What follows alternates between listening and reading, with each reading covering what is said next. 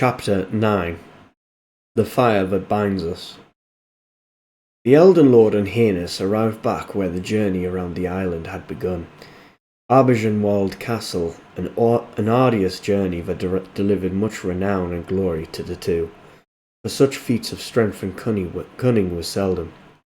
The Elden Lord defeated 4 bosses, and while he remained humble and dignified to his companion, he felt the power of legend surge within him, for his year of retirement had made him forget the thrill of felling great and large abominations of power. "Here we are, back at the start of this journey," said the Elden Lord, as he gazed upon the ruins of the castle behind him, haunted, yet so at peace with the world. With the mist gone, the sun shimmered off from the coastal waters, and those few remaining windows of the gatehouse. Heinous nodded in agreement, and bowed before him. "Noble Elden Lord and friend, it has truly been an honour to have been by your side on your journey. I rather think myself fortunate to have had such an ally that I can call friend. I hope we will meet once again. If you ever require my assistance, or that of my clan order, the Blue Fellows,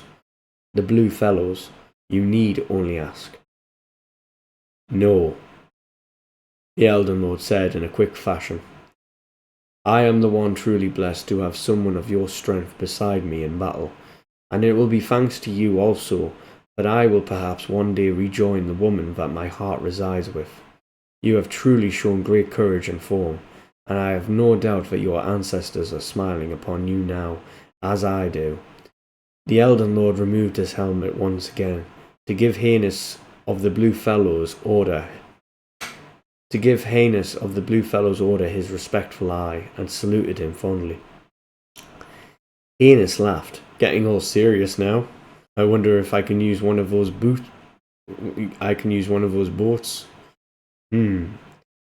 He said, looking down the hill to a handful of boats that remained on the shoreline.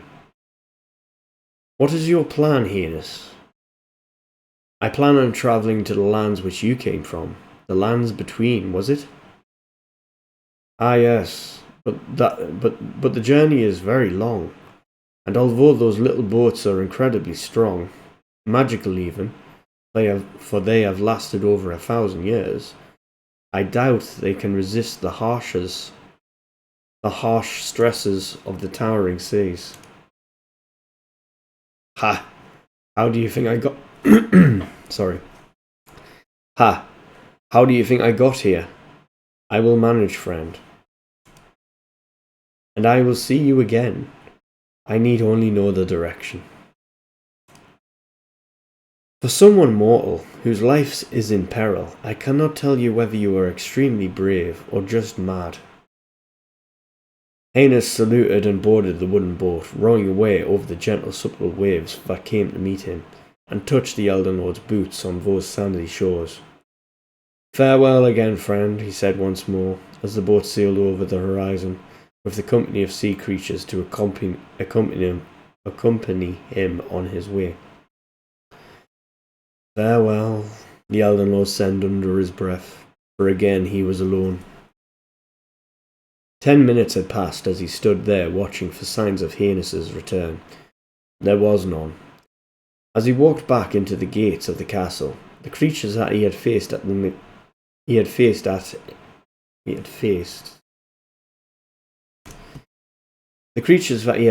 the courtyard had not respawned, and it was eerie and quiet. The tree in the courtyard that was dead now began to bloom flowers of purple and silver, and the trunk of the tree writhed with energy once more, as the sun from above and the ancient waters below nourished it with renewed life.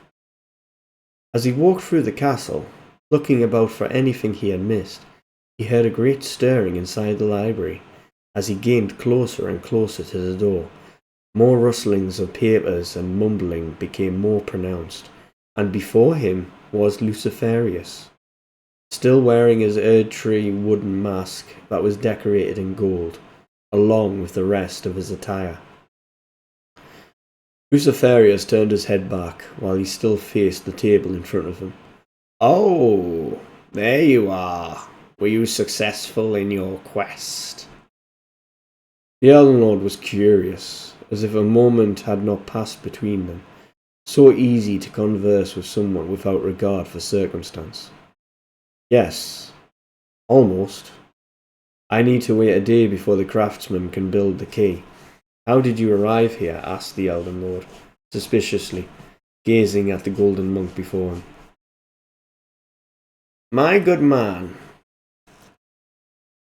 I was a scholar of the Round Table Hold. I surely know my way around by now. And yes, the craftsman in the sea, a very powerful being. I can sense the arcane power from even from here. The Elden Lord stood beside him, pondering what he was doing from searching the library of its knowledge and maps. What brings you to the library, then? Oh, trying to find something that will aid you. Something I have not seen in quite a while. I see you have the needle. Will it carry her soul within it, and ferry it from the eternal plane? I believe so, for it is part so crucial to making this all work, and I trust the builder so. Luciferius smiled with a gentle nod. Rightly so. Here, you will need this for when you enter the portal beneath the castle, assuming this builder can build the artifact required to open it. Luciferius handed a masterwork artifact of pure gold that radiated ethereal energy from it, that could point like a compass, the soul compass. This is a powerful thing. What does it do? Said the Elden Lord, as he was entranced by its decorative beauty and the magic that stirred around it.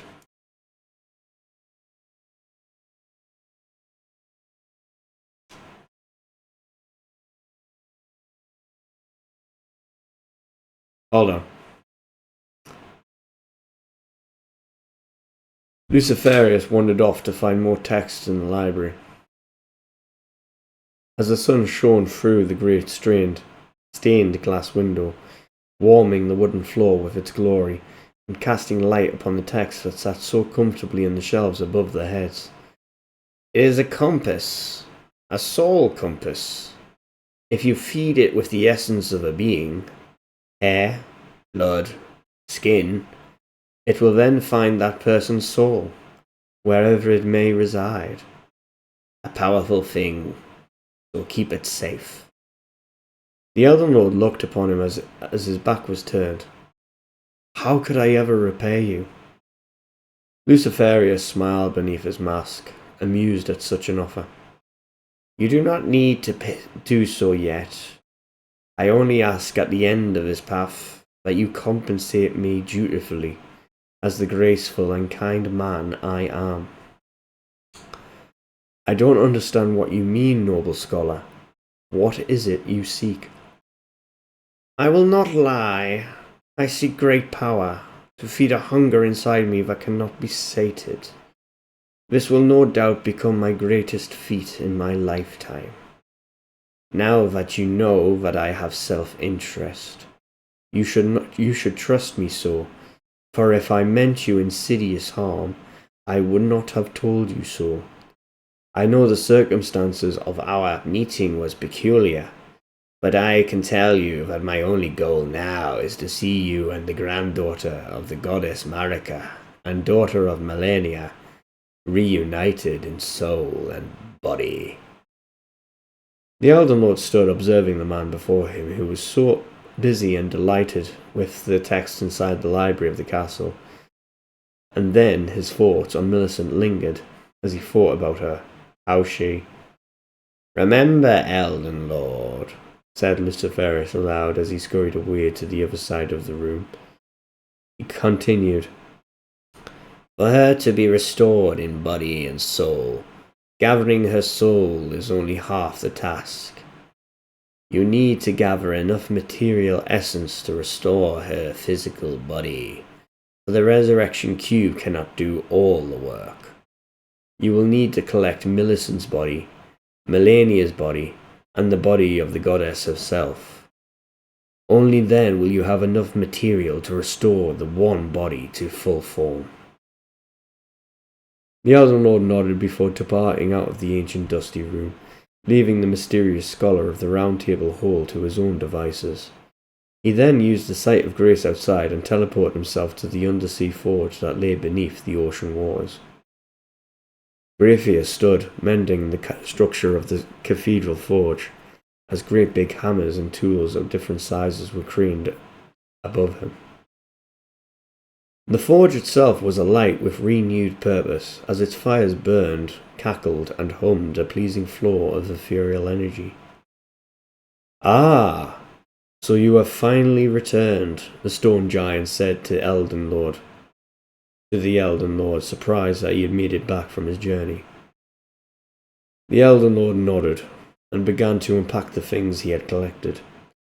I have the ingredients, noble creature. I hope they will serve you well in creating the cube of resurrection." The Elden Lord was excited to a degree. He was on the precipice of his journey's goal. A shrieking scream that pierced the air in a high-pitched tone clawed at the brains of any who heard it. Soulbinder, which possessed by Scare's demonic soul, wanted release. "Quiet with you," commanded aloud Grafia, as his voice thundered and echoed the forge. The blade fell silent under his command. He laughed. "What a powerful soul this is. It will serve well." The Elden Lord presented the last ingredient with care, careful not to damage its power and essence. "Here are the tears of a virgin queen." "Ah, marvellous. You have done well to follow my advice, although I am surprised they remained after even 1,000 years. Time has very little effect on these islands, doesn't it?" he said, placing the flask of her tears gently down beside his workstation. "Ah, that reminds me. I have something for you." The Elden Lord stood watching the creature as it moved around the forge with great purpose and strive. "I see the forge is looking better than when I found it. Truly, your craftsmanship extends beyond the forge, Ancient One." Grafia did not respond, and gently lifted something out of the forge that had been forming something rather powerful in its ethereal well. "Here it is. Open your hands and receive a great and powerful artifact." When the Elden Lord saw what was placed in his hands, he felt a radiant power of light and dark energy before him, in balance and perfect. It was the unalloyed needle that he had given to Grafia, only now it was dark grey, but shined beautifully. It had become the needle of souls. "This is a fine thing. You have no idea how much this will help me. I cannot thank you enough. What can I do for an ancient being such as yourself, noble Forge Master?" the Elden Lord said, bowing to the stone giant in awe. Worry not, for the forge keeps me happy, and you have given this forge and me purpose yet. Do not dwell on such things, for the beauty of craftsmanship is its own reward," said Grafia joyfully. "Also, the cube of resurrection is a more powerful thing and more fragile. It will take a full day before it is ready. The golden blood I will use to make its frame, the tears I will use to power it, and the soul of the demon you captured will be its consciousness. Everything must be perfect." The Elden Lord stood firm with head above, proud to witness such marvellous creation and skill before him.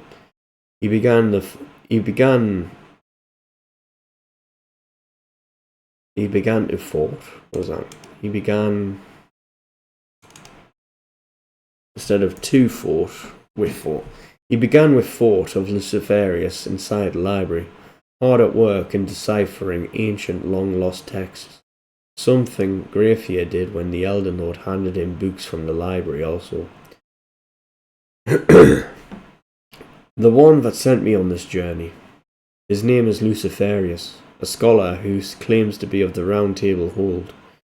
He wears a mask made from a great tree, decorated with gold, along with the rest of what he wears.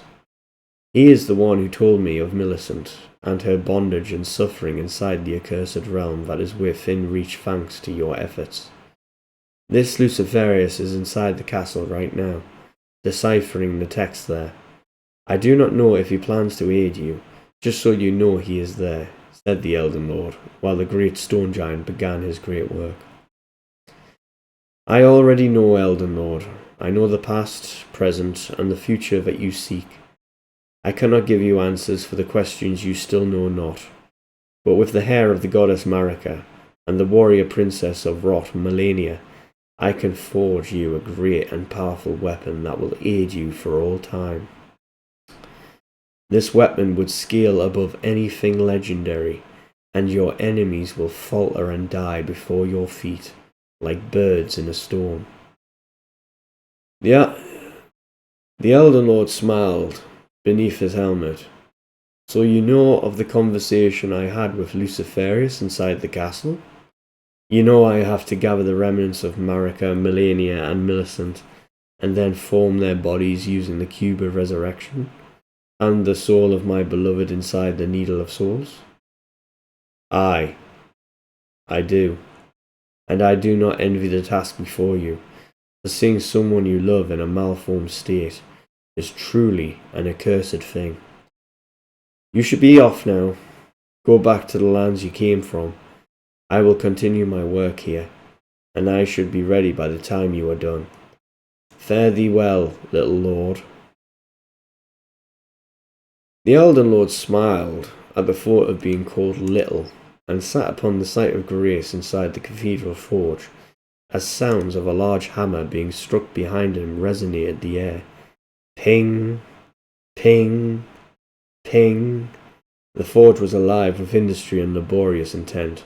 He spent the time meditating for an hour, pushing his runes into his intelligence, arcane mind, and faith attributes, for he was already too powerful with the sword, and he wished to embolden stronger magic upon the enemies of the battlefields before him.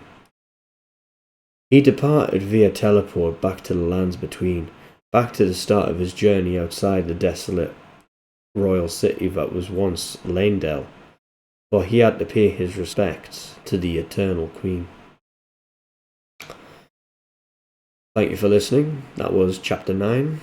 See you in the next chapter.